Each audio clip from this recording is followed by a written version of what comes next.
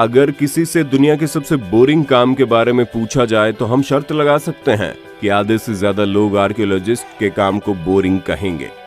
जहां अधिकतर लोगों को लगता है कि इस काम में कोई भी फन और एडवेंचर नहीं है। इनका पूरा दिन तो पत्थरों के ऊपर से धूल हटाने में निकल जाता है। पर भाई साहब जरा ठहर जाइए, क्योंकि आर्कियोलॉजिस्ट की जिंदगी केवल धूल मिट्टी हटाते हुए नहीं निकलती, बल्कि कई बार इनके साथ ऐसी नायाब चीजें लग जाती हैं जिन्हें देखने के बाद खुद आर्कियोलॉजिस्ट के होश उड़ जाते हैं। फिर चाहे वो 3000 साल पुराना मोबाइल फोन हो या फिर एक ऐसी डिस्कवरी जिसकी मदद से ये पता चलता है कि आज से 2000 साल पहले भी इलेक्ट्रिसिटी पृथ्वी पर मौजूद थी। दोस्तों, 19वीं शताब्दी के अंत में एक साइंटिफिक आर्कियोलॉजिकल एक्सपीडिशन के दौरान जब जमीन में खुदाई की गई तो उनके हाथ एक ऐसी चीज लगी जिसके बारे में उन्होंने कभी नहीं सोचा था, और वो चीज कुछ और नहीं बल्कि कई सारे इंसानी कंकाल थे। पर सबसे इंटरेस्टिंग चीज तो ये थी कि जितने भी कंकाल मिले उनमें से अधिकतर की लंबाई बहुत ही ज्यादा थी, और सिर्फ लंबाई ही नहीं बल्कि उनका पूरा का पूरा शरीर ही विशालकाय दानवों जैसा था, जिसका अंदाजा आपको इन तस्वीरों से बखूबी लग गया होगा। हालांकि ये फिर भी ठीक है, लेकिन रिसर्चर्स का दिमाग तब घूमा जब उनमें से कुछ के सिर पर हॉर्न यानी कि सींग बने हुए थे। हालांकि वैज्ञानिकों ने इसके सिर के बारे में जानने की बहुत कोशिश की, आखिर इन सींग के पीछे का क्या राज है, लेकिन इस बारे में रिसर्च करते करते वैज्ञानिकों के बाल सफेद हो गए, पर अभी तक उन्हें कुछ भी पता नहीं चला। दोस्तों, अगर हम दुनिया के सबसे पहले मोबाइल फोन की बात करें तो उसे 3 अप्रैल 1973 में इवेंट किया गया। पर अगर हम आपसे ये कहें कि आर्कियोलॉजिस्ट को 19वीं शताब्दी का नहीं बल्कि आज से करीब 2800 साल पुराना मोबाइल फोन मिला है, तो आप क्या कहेंगे? अब इस बात पर विश्वास करना थोड़ा मुश्किल है, पर दोस्तों हम मजाक नहीं कर रहे। असल में ऑस्ट्रेलिया के एक टाउन में जब खुदाई हो रही थी तभी अचानक से ये डिवाइस आर्कियोलॉजिस्ट के हाथ लगा, जो दिखने में बिल्कुल नोकिया मोबाइल फोन जैसा है। पर जब इस डिवाइस पर रिसर्च की गई तो ये पता चला आज से 2800 साल से भी ये पुराना है, और इसके आसपास जो सॉइल कंपोनेंट मिले उससे पता चला कि ये मोबाइल फोन मेसोपोटामिया का है, ना कि ऑस्ट्रेलिया का। अब ये चीज सुनने के बाद हर कोई हैरत में पड़ गया, क्योंकि जिस मोबाइल फोन को बनाने में हम इंसानों को इतने साल लग गए, वो भला आज से हजारों साल पहले कैसे मौजूद हो सकता है। दोस्तों, साल 1952 में एक डैनिश आर्कियोलॉजिस्ट ने बहुत ही मिस्टीरियस डिस्कवरी की। असल में इन्हें दलदल के पास एक पुरुष की बॉडी मिली जो कि पृथ्वी पर करीब 200 BC के टाइम पर रहता होगा। अब आप खुद ही सोचिए, इतने सालों पुरानी बॉडी का अब तक कंकाल बन जाना चाहिए, लेकिन नहीं। आप साफ साफ देख सकते हैं कि कैसे दलदल की वजह से केवल चेहरे को छोड़कर ये बॉडी पूरी तरह से प्रिजर्व है। जहां इस शख्स के हाथों में आप नाखून से लेकर सिर पर मौजूद बालों तक सब कुछ देख सकते हैं। और दोस्तों, बॉडी के इसी प्रिजर्व स्टेट की वजह से इस शख्स की मृत्यु का कारण भी बताया जा सकता है। यहाँ तक कि ये भी पता लगाया जा सकता है कि इसने मरने से पहले क्या खाया था। और इस बॉडी के ऊपर हुई रिसर्च में पता चला है कि इसके शरीर में कई सारे घाव मौजूद हैं, जिनमें से कुछ बहुत ही गहरे हैं, जिससे इस बात की पूरी संभावना है कि इस शख्स की मौत का कारण इसके शरीर में मौजूद घाव हो सकते हैं। अब जरा आप इस हैरान करने वाली डिस्कवरी के बारे में भी सुन लीजिए। जहां 1930 के दौरान कोस्टा रिका में जब स्टोन बॉल्स को डिस्कवर किया गया तो हर कोई सोच में पड़ गया। वैज्ञानिक तक इस बात को समझ नहीं पा रहे थे कि ये विशालकाय पत्थर आखिर बने तो बने कैसे। हजारों साल पुराने इन विशालकाय पत्थरों का इंसानों द्वारा बनाया जाना तो लगभग नामुमकिन है। ऊपर से जिस टाइम के ये पत्थर हैं, उस टाइम कोई मॉडर्न इक्विपमेंट नहीं थे, उसकी वजह से इन्हें तैयार किया गया।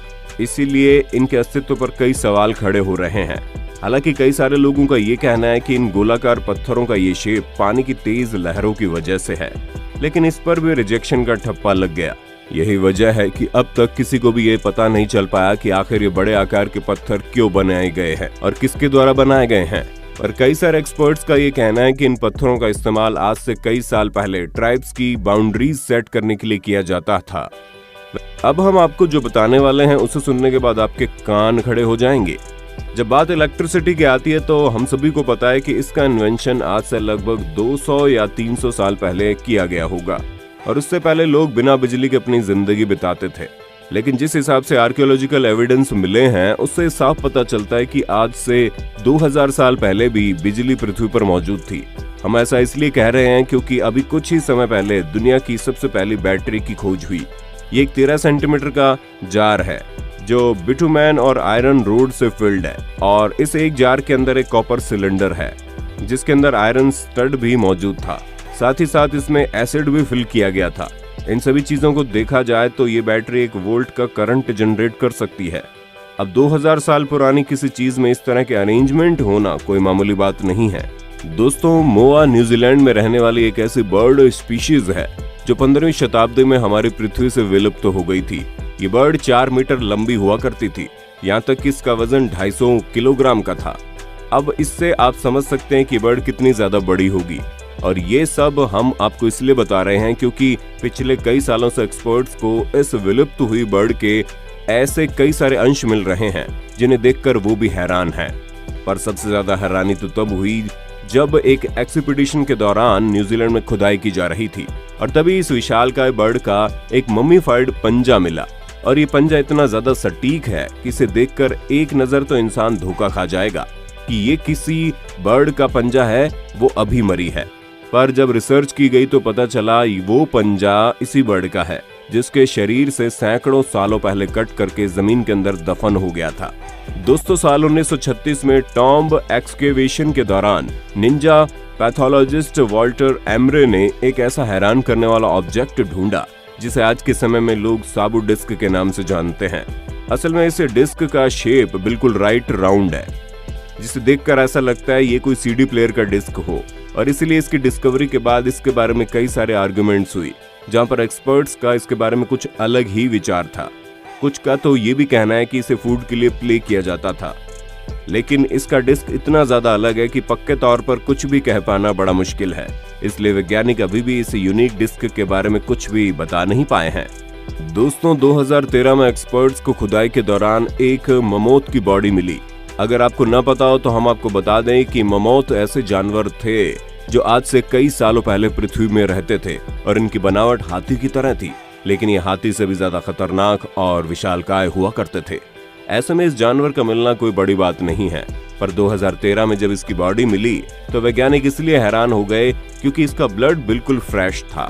असल में वैज्ञानिक जब इस पर रिसर्च कर रहे थे तो अचानक से ममोथ की बॉडी में धारदार हथियार लग गया, जिसके बाद उसका खून बहना शुरू हो गया।